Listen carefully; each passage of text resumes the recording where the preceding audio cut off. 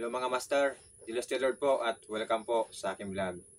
Sa video nito mga master, ang aking isi-share sa inyo ay pag-usapan natin ang tungkol sa pagkain ng dugo. Kung ito ba ay bawal bang kumain ng dugo o pwedeng kumain ng dugo.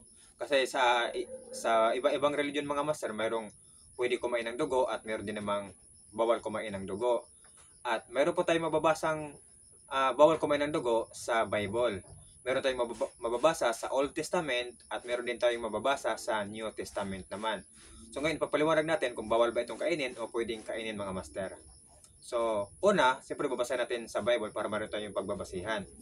Una, babasahin natin sa Old Testament. Ito natin mababasa sa Levitico chapter 17 verse 10.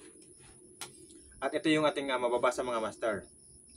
Ang sino mang kumain ng dugo ay magiging kalaban ko at ititiwalag sa kapulungan, maging Israelita o dayuhan man, sapagkat ang buhay ay nasa dugo. At inuutos ko na dapat ihandog iyon sa dambana bilang pantubos sa inyong buhay. So ito po yung bawal nga kumain ng dugo sa Old Testament, dito sa Levitico. At ngayon, babasahin naman natin sa New Testament naman, New Testament na Bible. So, mababasa naman natin yan sa Gawa, chapter 15, verse 29. At ito naman yung sabi dito sa Gawa, chapter 15, verse 29. Huwag kayong kakain ng anumang inihandog sa mga Diyos-Diyosan, ng dugo at ng hayop na binigti. Huwag kayong makikiapid, layuan ninyo ang mga bagay na ito at mapapabuti kayo. Paalam. So ito yung nasusulat naman sa New Testament mga master. Ito na yung Gawa. Ito na yung pagkatapos na ni Lord God Jesus Christ nga na mamatay at nangaral na ito yung mga apostol mga master. Ngayon ipapaliwanag natin, ano nga ba ang dugo? Ang dugo po, siyempre, gaya ng sabi dito ay siya po yung buhay. Kung walang dugo, walang buhay. So para siya yung kahulugan ng buhay o siya yung nagdadala ng buhay, ang dugo. Kaya ang dugo ay inihandog sa Diyos. Hindi kaya naman ay pangtubos sa kasalanan. So sa Old Testament, ginagamit ang dugo para tubusin ang ating kasalanan. Bali, magkatay ng hayop, yung dugo ipahid sa tapos yun na yung gagamiting pangtubos sa kasalanan para magkaroon ka ng buhay. Ano ibig sabihin nun? Ang na dapat sana ay ikaw ay papatayin, ang ginawa ay yung hayop na lang ang papatayin. Tapos yung buhay ng hayop, yun ang ipapahid sa dapat pahiran, tapos magkaroon ka ng another buhay naman. Kaya yun pong ibig sabihin nun. Kaya yung dugo ng hayop, ang kukunin, pangtubos sa iyong buhay. Kaya nagkaroon ka ng another na buhay. Na dapat sana ay ang iyong buhay ang papatayin. Pero ang ginawa ng Diyos, yung hayop ang pangtubos sa iyong kasalanan. Kaya nagkaroon ka pa ng buhay ulit. Yun ang ibig sabihin nun. Kaya ang dugo ay buhay na inalay ng hayop na naging kumaga ipinalit sa buhay mo. Kaya yung hayop na lang yung inialay sa Diyos.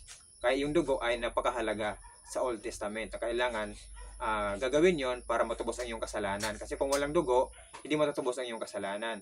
Kaya nangahulugan po, ang dugo ay buhay o kahulugan ng buhay. Kasi kung walang ang dugo, walang ang buhay.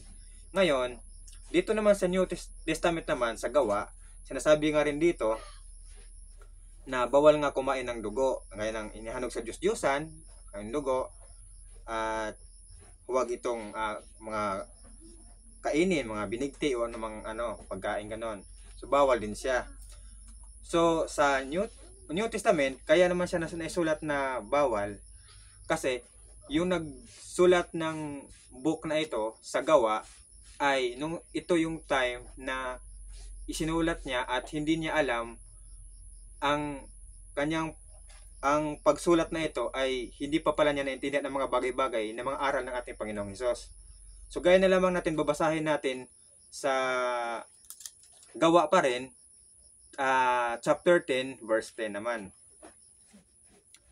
Basahin natin sa chapter 10 verse 10 sa Gawa pa rin. Magtatanghaling tapat na noon at siya ay gutom na. Ngunit habang inihahanda ang pagkain, siya ay nagkaroon ng pangitain. Nabuksan ang langit at nakita niyang inihuhugos sa lupa ang isang wari malaking kumot na nakabitin sa 4 na panukulan. Naroon ang lahat ng uri ng hayop, ang lumalakad at gumagapang sa lupa, at mga lumilipad sa himpapawid. At narinig niya ang isang tinig na nagsabi, "Tumindig ka, Pedro, magpatay ka at kumain." Ngunit sumagot si Pedro, "Hindi ako makagawa iyan, Panginoon. Kailanman hindi ako kumakain ng anumang bagay na itinuturing na marumi o di karapat-dapat." Muli niyang narinig ang isang tinig at ang sabi sa kanya, "Huwag mong ituring na marumi ang malinis ng Diyos." 3 ulit na nangyari ito at pagkatapos ay binatak na pataas ang bagay na iyon. So yun po mga master. Yung sinabi dito na si Pedro ay hindi siya kumakain sa mga bawal na pinagbabawal nga doon sa Old Testament.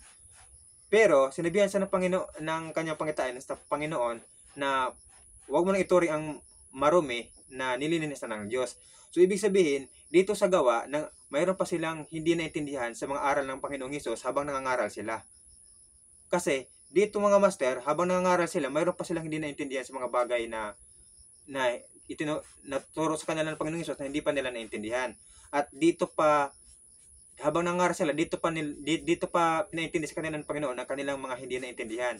Kaya nasabi niya doon nga sa gawa, sa chapter 15 verse 29, na bawal ang kumain ng dugo, bawal ang paghandog ng Diyos-Diyosan, ay nasabi pa niya yung bawal yon. Pero hindi na yun tinuturing na marumi, kasi nilinis na nga ng Diyos yung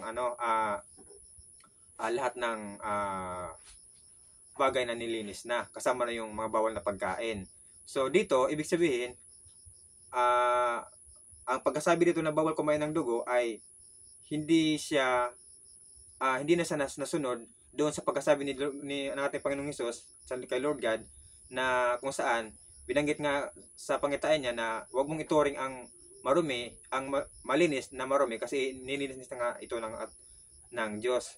Kaya yung kanyang pagsasabi dito ay maaring hindi pa niya alam ang bagay na ito, kaya nasabi niya yung pagbawal sa pagkain ng dugo. At tungkol naman sa paghandog ng Diyos-Diyosan, sa panahon kasi ngayon, wala naman na naghandog sa mga Diyos-Diyosan, kaya wala naman na. So yung mga pagkain na bawal o pinaturing na marumi, hindi naman naihandog sa panahon ngayon. So pwede na siyang kainin. So ngayon, balik tayo sa dugo.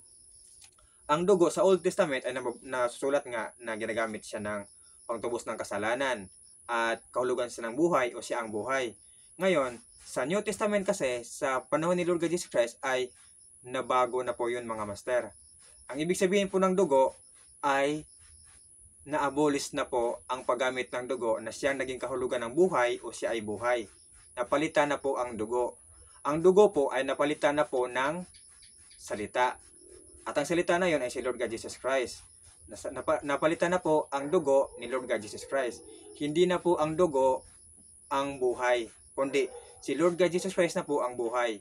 Ang kanyang salita ni Lord God Jesus Christ ang buhay. Hindi na po ang dugo. Bali ang dugo ay naabulis na po. Hindi na po sa ginagamit pag alis ng kasalanan, hindi na po sa ang kahulugan ng buhay, at hindi na po siya ang buhay. Kundi si Lord God Jesus Christ na po yung kahulugan ng buhay, siya na po ang ating buhay, at siya na po ang nag-aalis ng ating kasalanan. So yung dugo, hindi na po yun, wala na po yun sa Old Testament, naabulis na po yun mga master. So ngayon, patungkol naman sa pagkain.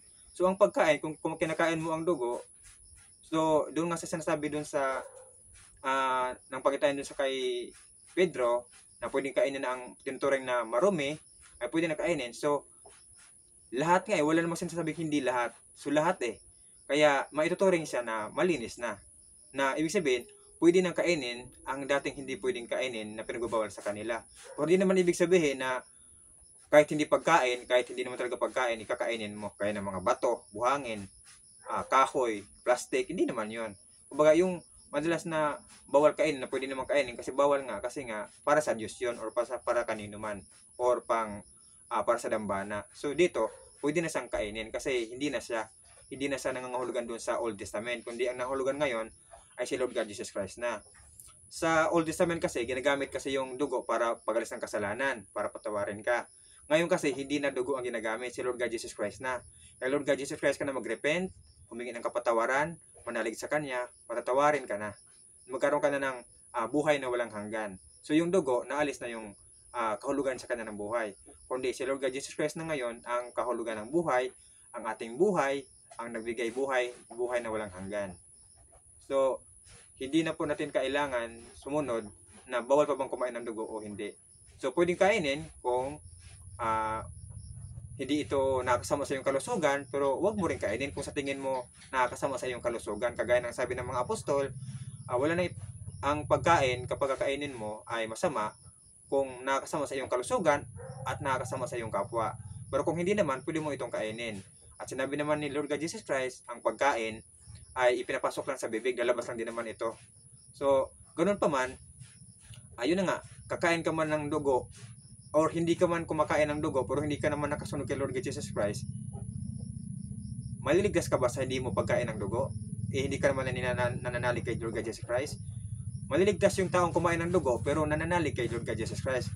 Kasi, si Lord God Jesus Christ na kasi yung ating tagapagligtas, ang ating buhay, nang bigyan ng buhay na walang hanggan. So, wala na po yung dugo, mga master. Na-abolis na po yun, mga master. So, ayun po ang ating talakay ngayon kung bakit ang dugo ay wala na po siya. Ang dapat ay hindi na po natin kailangang sundin doon sa Old Testament nga kasi tapos na po yun. Bago na po tayo ngayon kay Lord God Jesus Christ. So, yun po mga master, hanggang dito lang po ang ating video at sa susunod naman nating mga master ay tatalakayin naman natin ang ang salita naman ng ating Panginoon na sa kanyang iba pang mga talinghaga at marami pa. So yun mga master, hanggang dito lang po at God bless po sa ating lahat mga master.